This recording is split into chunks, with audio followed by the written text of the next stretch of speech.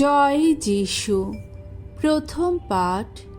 রোমীয়দের কাছে প্রেরিত পলের পত্রের আরম্ভ হতে বাণী পাঠ। 1 অধ্যায় 1 থেকে 7তম পদ। খ্রিস্টের দ্বারা পল বিজাতীয়দের কাছে প্রেরিতদের দায়িত্ব পেয়েছেন। প্রিয়জনেরা, আমি খ্রিস্ট যিশুর সেবক ঐশ্য আহ্বানে প্রেরিত পল তোমাদের কাছে এই পত্র লিখছি। ঈশ্বর তার মঙ্গল সমাচার প্রচারের জন্যে আমাকে স্বতন্ত্র করে রেখেছেন। বহুদিন আগেই তিনি এই মঙ্গল সমাচার শোনাবেন বলে পবিত্র শাস্ত্রবাণীতে তার প্রবক্তাদের মুখ দিয়ে বারবার প্রতিশ্রুতি দিয়েছিলেন।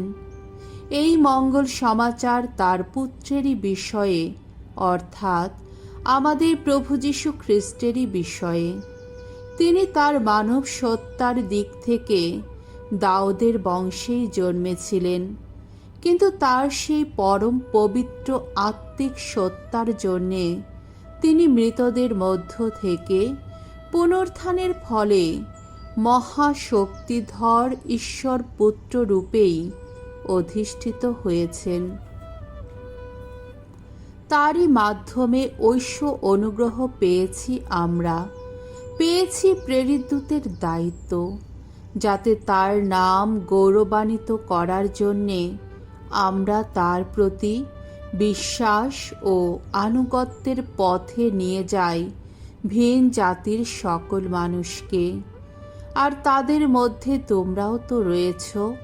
তোমরা ঐশ্য আহ্বানে যীশুখ্রিস্টের আপনজন যারা, তোমরা রোম নগরে যারা ঈশ্বরের প্রীতিভাজন, ঐশ্য আহ্বানে যারা এখন তার পুণ্যজন, সেই তোমাদের সকলেরই কাছে আমি এই পত্রটি লিখছি। প্রভুর বাণী। ঈশ্বরকে ধন্যবাদ। সামসঙ্গীত 98 1 থেকে 4 পদ। ধুয়ো সবার কাছে জানিয়েছেন প্রভু পরিত্রাণের মহামঙ্গলবাণী। ভগবানের উদ্দেশ্যে গাওয়াজ নতুন গীতিকা। করেছেন তিনি কত অপরূপ কাজ, তার ওই ডান হাতের শক্তিতে, ওই পূর্ণ বাহরী শক্তিতে ত্রাণ কর্ম করেছেন তিনি। ভগবান নিজের সে ত্রাণ কর্মের প্রকাশ ঘটিয়েছেন। তিনি কত ধর্মময়, সকল জাতির কাছে সে কথা দেখিয়েছেন তিনি। ইসরায়েল বংশের প্রতি তার সেই দয়া, সেই মহাবিশ্বস্ততা স্মরণে রেখেই এত কিছু করেছেন তিনি। পৃথিবীর দূরতম দেশের মানুষও আহা প্রত্যক্ষ করেছে আমাদের ঈশ্বরের পরিত্রাণ লীলা।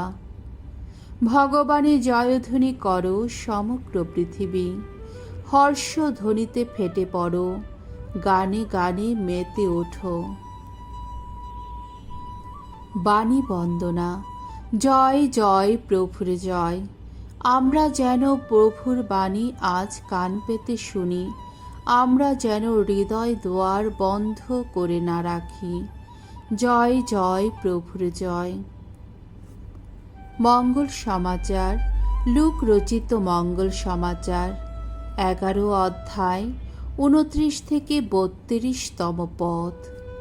প্রবক্তা জোনার নিদর্শনে চেয়ে যিশুর মৃত্যু ও পুনরুত্থানের নিদর্শন মহৎ। একদিন যিশুর চারপাশে বহু লোকের ভিড় জমছিল।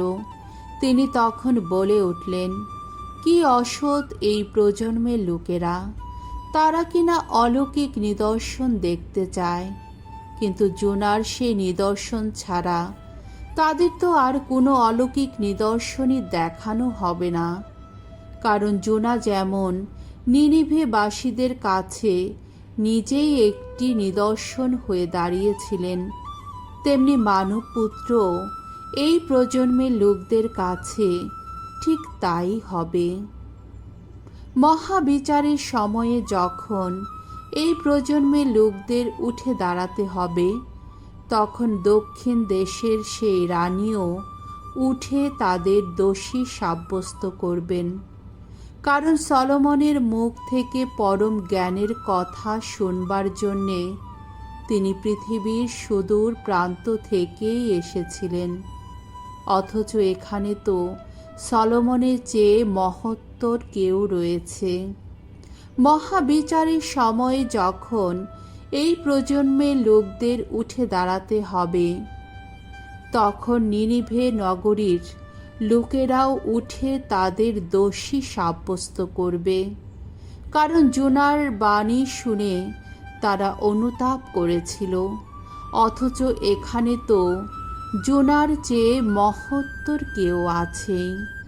প্রভুর মঙ্গলময় বাণী। খ্রিস্ট প্রভু তোমার প্রশংসা হোক।